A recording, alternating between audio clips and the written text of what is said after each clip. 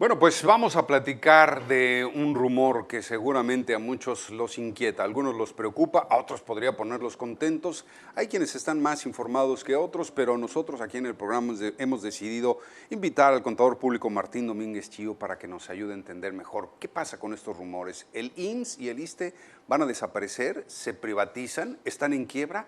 ¿Qué pasa con todos estos rumores? Son rumores, Sí, como la la verdad, canción. buenos días Jimena, buenos días Javier. La verdad de las cosas es que sí, durante el transcurso de la semana pasada surgió por ahí, no precisamente un rumor, sino lo que pasa es de que abordaron el tema, el coordinador de la fracción parlamentaria del PRD, el diputado Miguel Alonso Raya, en el cual él comunica y exhorta a la próxima legislación que se toque el tema de la seguridad social, ¿no?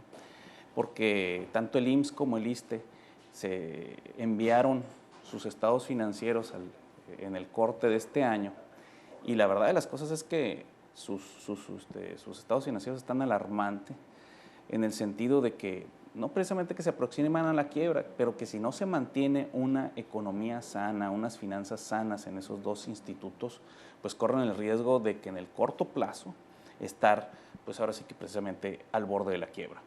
¿Qué es lo que más preocupa normalmente a este tipo de instituciones? Pues a lo mejor ha habido siempre el rumor de la privatización de los servicios.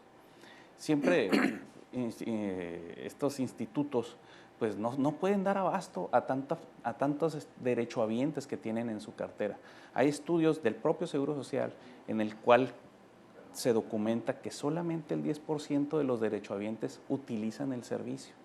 Imagínate si el 100% de los derechohabientes lo utilizaran, no se daban abasto. Con el 10% no se dan abasto. Con el 10% es una situación alarmante, ahora imagínate con el 100%. ¿Qué es lo que ha ido procurando, por ejemplo, el Instituto Mexicano del Seguro Social, que es el problema más grande, ¿no? Han ido procurando pues hacerse de servicios para no tener que subrogar servicios, para no tener que privatizar servicios. Antiguamente, bueno, pues cuando recién inició el instituto, no podía otorgar el 100% de los servicios. Había servicios de rayos X, de tomografía, de cámaras hiperbáricas, que en realidad no tenía el instituto ese recurso, y bueno, los turnaba a una empresa privada que hacía ese tipo de servicios. Afortunadamente, poco a poco se ha ido haciendo de ya más instrumentos, de más especialistas incluso, y ha generado incluso la construcción de clínicas que bueno, pueden atender a pacientes en muchas ramas de lo que es la medicina, ¿no? Incluso aquí tenemos el antecedente que en la clínica 1 del Seguro Social se practicó por primera vez un trasplante de corazón aquí en Baja California, ¿no? Y es una situación histórica hecha por el cardiólogo, mi gran amigo, el doctor Lorenzo Arce, amigo de la infancia, y que ha dejado un precedente importante a nivel nacional. Entonces, ese tipo de cosas son las notas buenas del Seguro Social. Sin embargo, el manejo en el cobro de recursos, la carga administrativa y sobre todo la muy alarmante bolsa que se tiene para pensiones y jubilaciones es lo que asusta a los legisladores, en el sentido de que hay que procurar que esa bolsa, pues en realidad cuando llegue el momento de que los derechohabientes lleguen a su edad de pensión, de jubilación o su situación de muerte, se pueda afrontar ese tipo de compromisos. Oye, Martín, ¿y no te parece que podría ser un error manejar dos cosas distintas en un mismo paquete? Es decir, los paquetes de retiro es una cosa muy distinta a los servicios médicos, ¿no? Lo que pasa es de que la seguridad social es todo un esquema que la gente a veces piensa que nada más es enfermedad general, maternidad y guarderías. Y el otro renglón, que es retiro, cesantía y vejez, que es lo que marca la ley, bueno, pues esa es una bolsa más complicada de manejar. Claro. Normalmente los patrones pagan las cuotas obrero-patronales, que son las que cubren en realidad los gastos de enfermedad general, maternidad y el 1% de guarderías que se cobra por ahí. Y con los fondos que se pagan cada 2 meses de retiro, cesantía y vejez son los que se aportan a la bolsa del trabajador. Prácticamente eso es para el trabajador per se, ¿no? O sea, íntegramente. Lo que pasa es de que también hay una deficiencia en el cobro por parte del instituto en materia de retiro, cesantía y vejez, porque es muy complicado cobrarla. Cuando eres autoridad fiscal, digo, yo estuve ahí 3 años como jefe de la oficina para cobros de la subdelegación del IMSS. Es muy complicado cobrar el RCB porque cuando tienes que recuperar el dinero, o cuando el patrón se atrasa más bien en su cobro. Es muy complicado el sistema de información, es muy complicado poderlo pagar al patrón. Y entonces empieza todo un viacrucis para el patrón incumplido. Si no cumple de todas maneras, lo requieres y entonces el patrón pues, entra en un proceso ahí de que dice, ¿sabes qué? Pues no tengo dinero, llévate mis cosas. Se llevan sus cosas, se rematan, a veces no se venden, ¿verdad? Porque muchas de las cosas que tienen los patrones pues son escritorios, computadoras que a la gente no le interesa en los remates. Y entonces el Seguro Social, el instituto se queda con esos bienes y ahí en su bodega se pudren y el dinero nunca va líquidamente a la cuenta del trabajador. Ese es un problema que tiene de cobro el Instituto Mexicano del Seguro Social, porque hay muchos patrones que en realidad se han atrasado. Desde que entró en vigor la ley del Seguro Social, la nueva ley del Seguro Social en 1997, empezaron estos problemas. El Seguro Social perdió incluso eficiencia en su cobranza. Y es un tema que curiosamente es como cuando te sirven un plato con chícharos. Por más que los haces a un lado, vienen rodando los chícharos otra vez, los haces a un lado y vienen rodando los chícharos. Ese es el tema de la seguridad social. Muy pocas veces lo tratan, desde los 40 que se creó el instituto, duró 50 años para abordar el tema, para que se financiara y se manejara la seguridad social como se tiene que manejar. Y sin embargo ya van transcurridos casi 20 años. Y todavía no se maneja el tema como tiene que ser. Todavía no tenemos un seguro social, un Instituto Mexicano de Seguro Social solvente al 100%, porque también la carga administrativa es muy fuerte.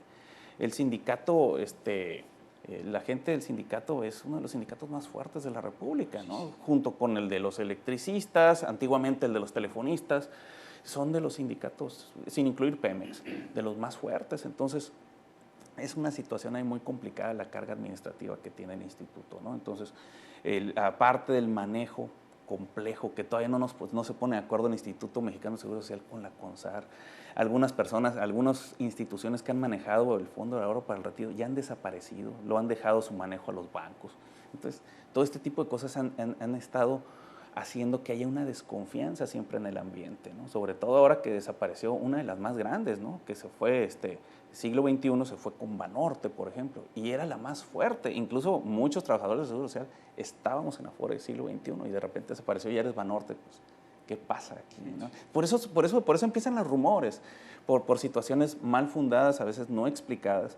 Ya también en la semana surgieron las declaraciones de dos directivos, uno tanto del Seguro Social como del ISSSTE, en el cual argumentan que pues, definitivamente los servicios no se van a privatizar, pero no ese es el fondo del asunto.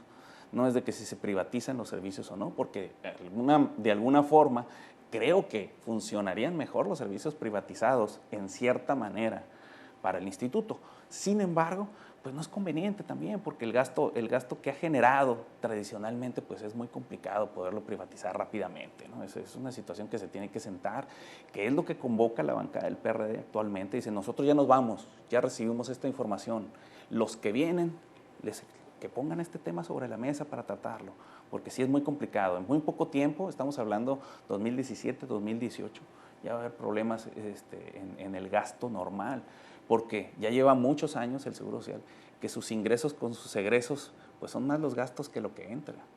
Y entonces, ¿de dónde agarran dinero? Pues de la bolsa de los trabajadores, y entonces ya balanceamos ahora sí que el déficit. Pero entonces ya quedan, a ver, esos déficits son muy grandes en los países como Estados Unidos. Están hablando de millones, de billones de dólares los déficits que se tienen. ¿Por qué? Porque por la contingencia hay mucha gente que no reclama.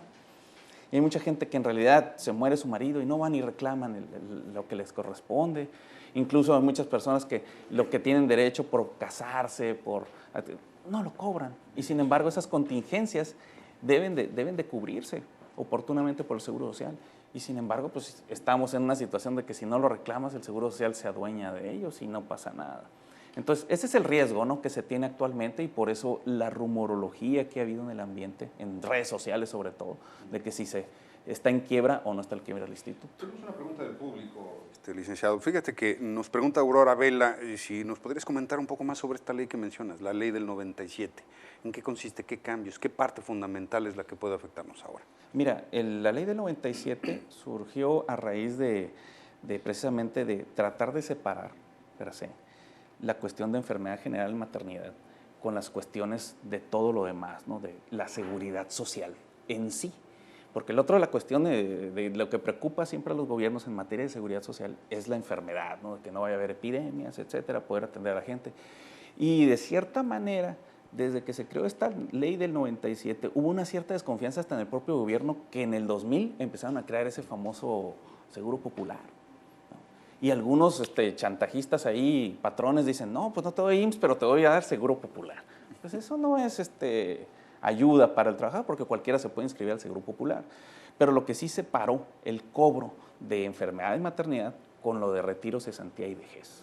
Porque antes tú pagabas un anticipo, el entero mensual, y iba todo, enfermedad y maternidad, y hasta lo de guarderías y todo junto ahí.